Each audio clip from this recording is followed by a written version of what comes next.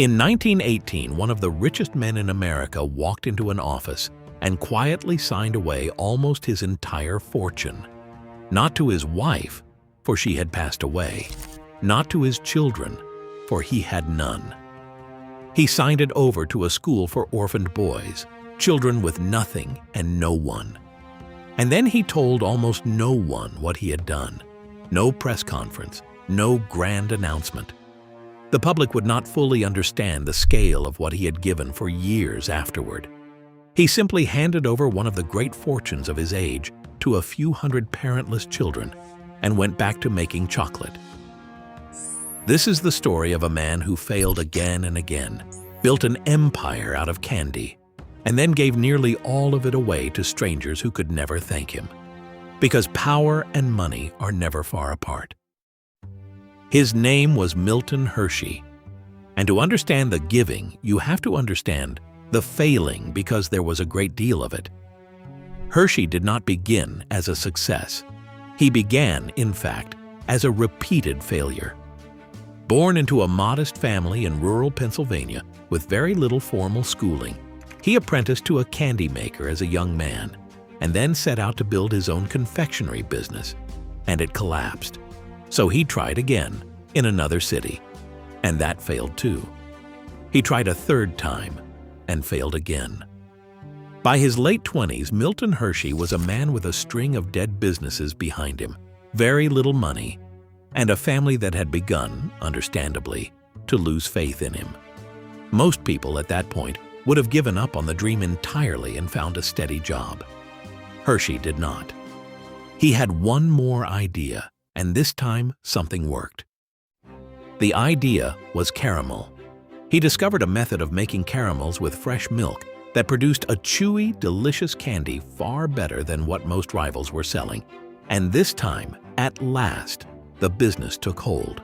His caramel company grew and grew until it became genuinely successful, and Milton Hershey, the serial failure, was finally a wealthy man. But then he did something that stunned everyone around him. At the height of that success, he sold the entire caramel business. He had seen something at a fair that had captured his imagination completely: machines for making a product that was, at the time, a rare and expensive luxury in America. Chocolate.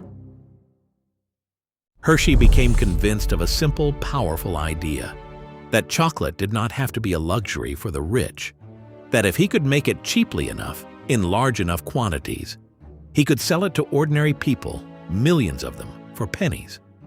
He took the fortune from his caramel business and bet all of it on this vision. He worked obsessively to perfect a recipe for milk chocolate that could be mass-produced, and he built an enormous factory to make it. And once again, his instinct was right. The affordable chocolate bar became a sensation. Milton Hershey had done for chocolate very much what others had done for oil and steel. He had turned a luxury into an everyday pleasure, and in doing so, he built a fortune far larger than anything caramel had ever given him. But what Hershey did with that chocolate fortune is where his story becomes truly unusual and genuinely moving. Around his great factory in the Pennsylvania countryside, he did not simply extract profit and live in distant luxury. He built a town, an entire town for his workers, designed for them to live good lives. He built comfortable homes and schools and parks and public transport and places to gather and enjoy themselves. He wanted the people who made his chocolate to have green lawns and decent housing and dignity, at a time when many factory workers lived in miserable conditions. Whatever else he was, Milton Hershey believed that a fortune ought to build something good around it, and he poured his money into the lives of the people who worked for him. And then came the decision that defines him. Milton and his wife, Catherine, were unable to have children of their own, a quiet grief that they carried together. Rather than let that sorrow close them off, they turned it outward. Together, they founded a school for orphaned boys, taking in children who had lost their parents and had nowhere to go, giving them a home, an education, and a future. Catherine sadly died relatively young, before the full scope of their vision was realized. And it was after losing her, in that quiet office in 1918, that Milton Hershey made his extraordinary choice. He placed the controlling ownership of his entire chocolate company, the source of his vast wealth, into a trust for that school. From that day forward, the great Hershey chocolate empire was owned, in effect, by orphaned children. Think about what that truly means. Every chocolate bar sold, every dollar of profit made by one of the largest confectionery companies in the world flowed toward the care and education of parentless children, and has continued to do so for more than 100 years, long after Hershey himself was gone.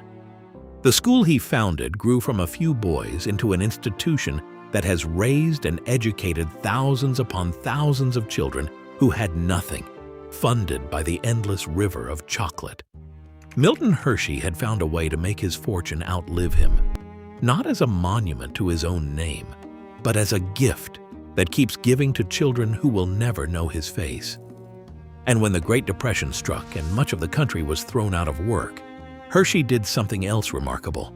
He launched a huge building campaign in his town, constructing hotels and public buildings specifically so that his workers would have jobs when jobs had vanished everywhere else.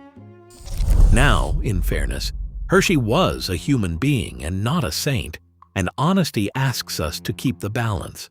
His model town, for all its comforts, was also a place where one man held enormous control over his workers' lives, a benevolent kind of control, but control nonetheless. And his school, a product of its time, was founded with the narrow rules of its era about exactly which children it would take, rules that later generations would have to widen. The picture is not one of flawless virtue.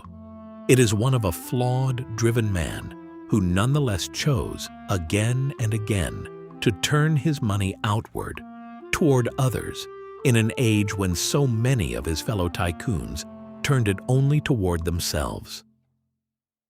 And that is the quietly hopeful lesson at the end of all these stories of fortune. We have seen wealth destroy families, isolate the sick, and buy nothing but loneliness. Here, at last, is a man who took the same kind of fortune and made it into something that outlived him and lifted others. Milton Hershey proved that a great fortune does not have to end in ruin or grief, that it can, if the person holding it chooses, become a home for orphaned children and a town full of decent lives. He gave it all away to strangers who could never repay him, and in doing so, he may have been the richest of them all. Because power and money are never far apart. Discovery continues.